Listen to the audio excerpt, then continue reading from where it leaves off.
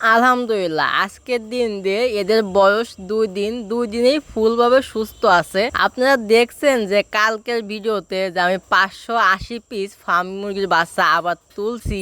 আপনারা অনেকেই আমাদের কমেন্টে বা SMS এর মাধ্যমে বলছেন যে ভাই আদৌ কি আপনি যে ব্রুডিং সিস্টেমটা করছেন এই ব্রুডিং সিস্টেমটা কি ঠিক আছে কিনা সেই বিষয় নিয়ে একটা ভিডিও দেন। আমি আপনাদেরকে প্রতিটা ভিডিওর মাধ্যমেই বলার চেষ্টা করি আমি যেভাবে হাঁস মুরগি লালন পালন করি এইভাবে খুব কম মানুষই লালন পালন করে। এক কথায় আমার বুদ্ধিতে আমি এই কাজগুলো করে থাকি। এইখানে আমি যেভাবে ব্রুডিং ব্যবস্থা করেছি এটা মোটেও ব্রুডিং ব্যবস্থা না। এক কথায় এভাবে কেউ ব্রুডিং ব্যবস্থা করবেন না যারা প্রথম অবস্থায় আছেন, কারণ যেহেতু আমি এখানে প্রায় 8 থেকে 10 বার এক কথায় আমি ব্রুডিং ব্যবস্থা নিয়ে আমি একটা পারদর্শী। এক কথায় আমি ব্রুডিং ব্যবস্থা ভালো করে জানি, এই কারণে আর কি মূলত আমি ব্রুডিং ব্যবস্থা আমার মন মতন করি। তো এখন আপনারা বলতে পারেন যে মামুন ভাই যদি আপনি জেনেই থাকেন তাহলে ওইভাবে কেন ব্রুডিং ব্যবস্থা করেন না। আমি আপনাদেরকে বলি দেখেন অনেকেই তো অনেকভাবে ব্রুডিং ব্যবস্থা করে, তো সেক্ষেত্রে কি লাভ? যদি আমার বাচ্চা ঠিকঠাক থাকে তাহলে আমার অত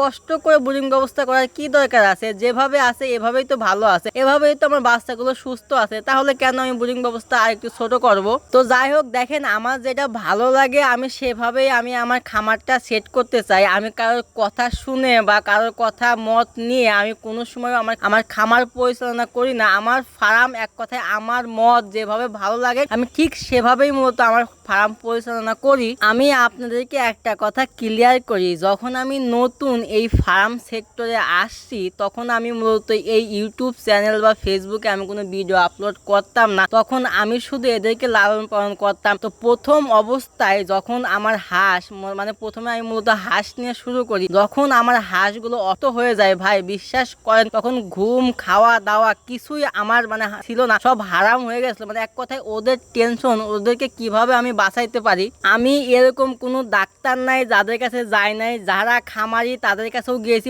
এক কথায় প্রতিটা দোয়ারে দোয়ারে আমি ঘুরছি, তেমন কোনো ফলাফল পাই নাই। তো যাই হোক আল্লাহর রহমতে তখন প্রায় 8টা না 10টা হাঁস বেঁচে ছিল আর বাদ বাকি চলে গেছিল।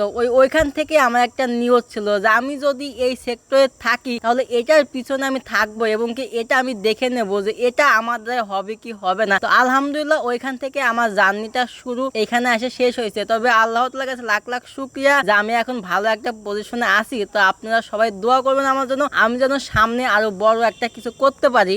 আপনারা আমাকে বলছেন যে ভাই এর আগে যে 1000 ফার্মি মুরগি বাচ্চা বিক্রি করলেন এখানে মূলত আপনি কত টাকা লাভ হলো বা কত টাকা লস হলো এই বিষয়ে একটা ভিডিও দিয়েন। তবে ইনশাল্লাহ আমি কালকে টোটালি ক্লিয়ার করে দেবো কালকের ভিডিওতে আমি কত টাকা লাভ করছি বা কত টাকা লস হয়েছে সেই বিষয় নিয়ে কালকে আমি হয়তো বা লাইভে আসতে পারি বা আমি কোনো একটা ভিডিওর মাধ্যমে আমি আপনাদেরকে বলে দিতে পারি। তো এটা মূলত আর কি ফার্মি মুরগি আর টাইগার মুরগির জন্য এই খাঁচাটা আমি বানাচ্ছি। এটা হচ্ছে 2 তলা বিশিষ্ট একটা খাঁচা, উপর তলায় ফার্মি রাখবো, নিচের তলায় আর কি টাইগার রাখবো, দুটো আর কি প্যারেন্টসের মুরগি রাখবো। তো সবাই আমার জন্য দোয়া করবেন, আমার খামারের জন্য দোয়া করবেন। সবাই ভালো থাকবেন, সুস্থ থাকবেন। দেখা হবে কালকে নতুন একটা ভিডিওতে। আল্লাহ হাফেজ।